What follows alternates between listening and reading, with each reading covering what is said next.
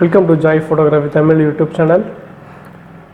இந்த வீடியோவில் நம்ம எதை பற்றி பார்க்க போகிறோம் அப்படின்னு பார்த்தீங்கன்னா, movie settings Nikon D7200 movie செட்டிங்ஸை பற்றி தான் பார்க்க போகிறோம். இது செகண்ட் பார்ட். ஃபர்ஸ்ட் பார்ட் ஏற்கனவே சொல்லியாச்சு. இதில் வந்து பார்த்திங்கன்னா மூவி செட்டிங்ஸில் ஃபஸ்ட்டு இருக்கிறது பார்த்தீங்கன்னா ரீசெட் ஷூட்டிங் மெனு. அடுத்து இருக்குது ஃபைல் நேம் உங்களுக்கு தேவைன்னா மாற்றிக்கலாம். அடுத்து டெஸ்டினேஷனில் ரெண்டு டைப் இருக்குது. ஒன்று வந்து பார்த்திங்கன்னா ரெண்டு மெமரி கார்டு போடக்கூடிய ஆப்ஷன் இருக்கிறனால first memory card, second memory card உங்களுக்கு மூவியை எதில் வேணுமோ செலக்ட் பண்ணிக்கலாம். அடுத்து ஃப்ரேம் சைஸ், ஃப்ரேம் ரேட். இதில் 720, 1080 அந்த குவாலிட்டியில் உங்களுக்கு வீடியோ குவாலிட்டி எடுத்துக்கலாம். உங்களுக்கு எந்த ஃப்ரேம் பர் செகண்டில் வேணுமோ அதுக்கேற்ற மாதிரி நீங்கள் சூஸ் பண்ணி வீடியோ எடுத்துக்கலாம். வீடியோவுக்கு நல்ல ஒரு ஆப்ஷன் இந்த 7200. அடுத்து மூவி குவாலிட்டியில் பார்த்திங்கன்னா ரெண்டு இருக்குது, ஹை குவாலிட்டி, நார்மல். நீங்கள் ஹை குவாலிட்டியில் வச்சு எடுக்கிறதே நல்லது. நெக்ஸ்ட் இருக்குது மைக்ரோஃபோன் சென்சிட்டிவிட்டியில் வந்து பார்த்திங்கன்னா 3 ஆப்ஷன் இருக்குது. Auto, manual, off. ஆட்டோவில் எடுக்கணும்னா நல்லாயிருக்கும், மேனுவலாக நம்ம மேனுவலாக செட் பண்ணுற மாதிரி இருக்கும். அடுத்து ஃப்ரீக்வன்சி ரெஸ்பான்ஸில் ரெண்டு டைப் இருக்குது. அதில் வந்து பார்த்தீங்கன்னா ஒய்டுனா எல்லா சவுண்டும் உள்ளே வர்றது, வோக்கல்னால் நம்ம பேசக்கூடிய வாய்ஸ் மட்டும் உள்ளே வர்றது. அடுத்து விண்டு நாய்ஸ் ரெடியூஷன். இப்போ காற்றடிக்கிற சத்தம்லாம் மைக்கில் கேட்கும் பார்த்தீங்களா, அது வந்து வேணாம் அப்படின்னா ஆஃப் பண்ணிக்கலாம், இல்லை வேணும் அப்படின்னா ஆன் பண்ணிக்கலாம். கண்டிப்பாக வந்து ஆனில் இருக்கிறது நல்லது. நெக்ஸ்ட் இருக்கிற ஆப்ஷன் வந்து பார்த்திங்கன்னா இமேஜ் ஏரியா. இந்த இமேஜ் ஏரியாவில் வந்து பார்த்திங்கன்னா ரெண்டு டைப் இருக்குது. DX 24x16, 1.3x18x12. இந்த ப்ராக்கெட்டில் கூடிய 24x16, 18x12 அப்படிங்கிறது என்னன்னு பார்த்தீங்கன்னா அதாவது இமேஜோட ஏரியா. நம்ம ஃப்ரேம் வச்சுருக்கோம் இல்லையா, அந்த இமேஜோட ஏரியா வந்து பார்த்திங்கன்னா இப்படி இருக்கும். 24 அப்படிங்கிறது 24 ஆக்சுவலாக கிடையாது, 23.5. அடுத்து 16ங்கிறது 15.6 ஆக்சுவலான ஒரு ரேஷியோ அது. செகண்ட் இருக்கிறது 18x12 அப்படிங்கிறது வந்து பார்த்திங்கன்னா அது தான், 18.8. அடுத்து 12.5. இது ரெண்டுமே வந்து இருக்கக்கூடிய ரேஷியோ.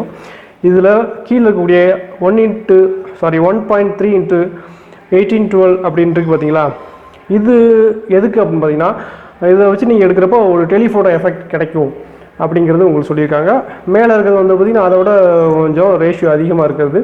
ஸோ மேலே வச்சு எடுக்கிறது தான் பெரும்பாலும் எல்லோரும் விரும்புவாங்க. உங்களுக்கு டெலிஃபோட்டோ எஃபெக்ட் வேணும் அப்படின்னா உங்களுக்கு அதை வச்சு எடுக்கலாம். டெலிஃபோட்டோ எஃபெக்ட்னா பேக்ரவுண்டு கொஞ்சம் பிளராக கிடைக்கும், அதுதான்.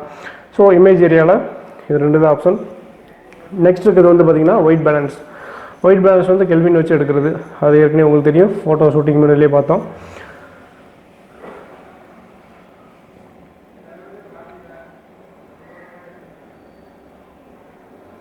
நெக்ஸ்ட் இருக்கிறது வந்து பார்த்திங்கன்னா செட்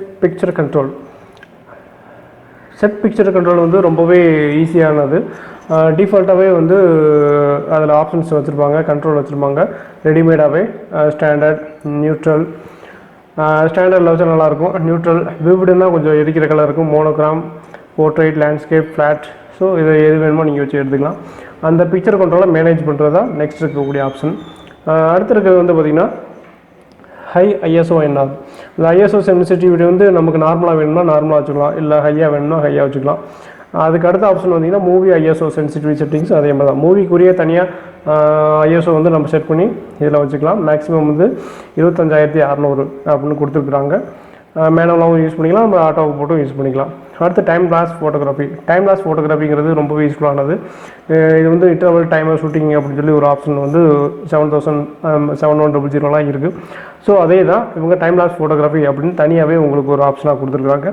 ஸோ இது வந்து உங்களுக்கு யூஸ்ஃபுல்லாக இருக்கும். So நிகான் D7200 movie settings menu இவ்வளோ தான். இதை பற்றி ஓவராலாக தான் நான் சொல்லியிருக்கிறேன். இதை நீங்கள் யூஸ் பண்ணி பார்த்து நீங்கள் கற்றுக்குங்க. நெக்ஸ்ட் இருக்கிறது வந்து கஸ்டம் செட்டிங் மெனு. நெக்ஸ்ட் வீடியோவில் இந்த கஸ்டம் செட்டிங் மெனு பற்றி உங்களுக்கு டீட்டெயிலாக நான் சொல்கிறேன். இதுவே மிகப்பெரிய ஒரு டீட்டெயிலாக சொல்லக்கூடிய ஒரு விஷயம். ஸோ அதுவுமே வந்து பார்த்திங்கன்னா உங்களுக்கு 3rd அல்லது 4th பார்ட்டாக நான் உங்களுக்கு அப்லோட் பண்ணலான்னு இருக்கேன். தொடர்ந்து ஜாய் ஃபோட்டோகிராஃபி தமிழ் யூடியூப் சேனலில் பாருங்கள். உங்களுடைய சந்தேகங்களை கமெண்ட் செக்ஷனில் தெரிவிக்கலாம். உங்கள் ஃப்ரெண்ட்ஸ் கூட ஷேர் பண்ணுங்கள். நான் அப்லோட் பண்ணக்கூடிய வீடியோஸை உங்களுக்கு நோட்டிஃபிகேஷனை வரணும் அப்படின்னா சப்ஸ்கிரைப் பண்ணிக்கோங்க. Stay tuned with Joy Photography Tamil YouTube channel. Thank you.